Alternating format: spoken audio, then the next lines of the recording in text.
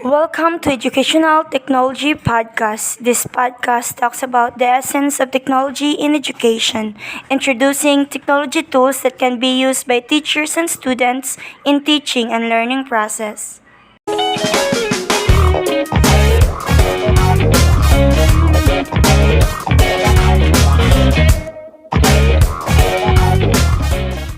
Good day, everyone. I am Waniti Princess Angelita. Today's podcast will be talking about podcasting tools, and we will be hearing some informations from the Department of Education, teachers, and students representatives. Please welcome Ms. Managbanag and her students. Hello, Miss Juanete. We're so glad to be here and to be part of your podcast. It's my pleasure, Mom. By the way, how was the online classes going? First of all, online teaching was very challenging for us teachers, especially some of us don't know or not master when using a computer. I'm used teaching face-to-face, so for us teachers, it's very challenging the new learning method. Online teaching was a new adjustment for me and it wasn't easy to adjust. My first foray into online teaching, I faced many trials because of the barriers like unreliable internet connection. So when the internet connection was so slow and I'm in a roll call, my students are struggling to get in because of the weak internet. So there are many absent, including the lack of gadgets and adapting new learning method. It is difficult to give activities because not all students do their activities. But now, we teachers are used to teaching online and we have adjusted. Not our students have learned something in online classes, but also as teachers. Online classes have advantages and disadvantages, but we teachers are grateful because even though there is a pandemic, but young people continue to reach their dreams with the help of online classes. Well, that's the truth behind this pandemic. But may I know how helpful technology in education as of today? Technology is the powerful tool that we can use in every day. In this modern world of technology, it is very useful in our daily life. It is big help, especially in education that provides learning and advantage to the learners. We can use any kinds of technology that we can continue to learn even we're at in home. Especially in this pandemic, we can't go to face, so educational technology is very useful to continue our study. So now they can communicate each other and they can maximize their learning and knowledge. Well, that's the advantage of this fast changing modern world that we have now. Education became possible even in the midst of pandemic. As your teacher says that you already adjusted in this learning method, usually what activities did you do online? Activities I do in online are the Google Meet, blog, podcasts, live quizzes, online games, sends a read email, use research image to find information, watch a video on a video sharing site like YouTube or Google Video, and log info on a habit or interest. There are many activities you can do online, and one of which was podcasting. May I know what application you can recommend for our listeners for podcasting? Application I would recommend for podcast is the Anchor because Anchor is the way to podcast and publish to Spotify and reach millions of listeners. That sounds interesting. Maybe I can try it too. How are we able to use that?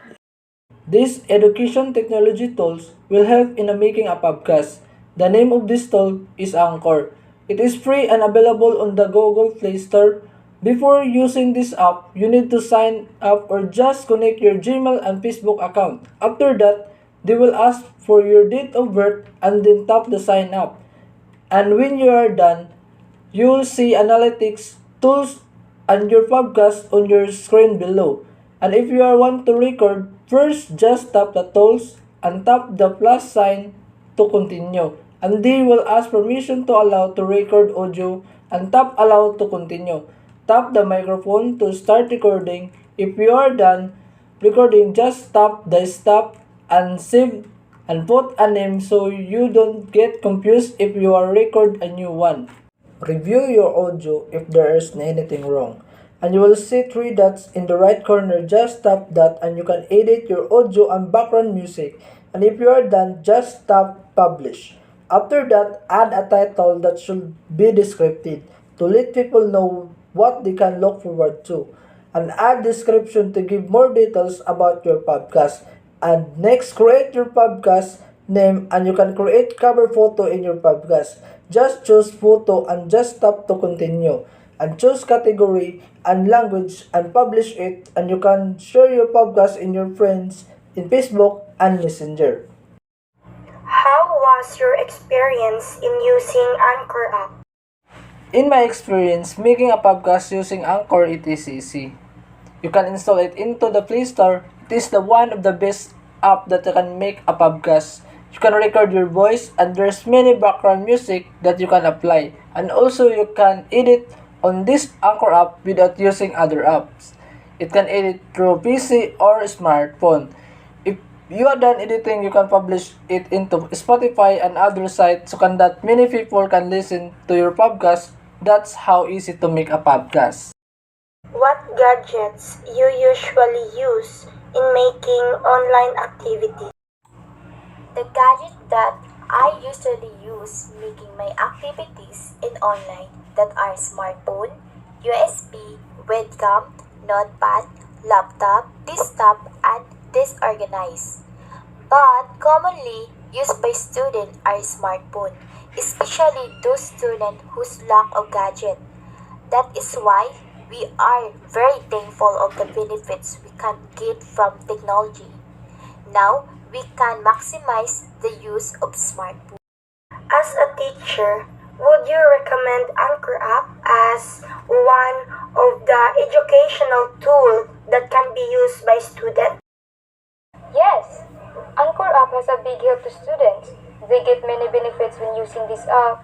So I recommend Anchor app as one of the educational technology.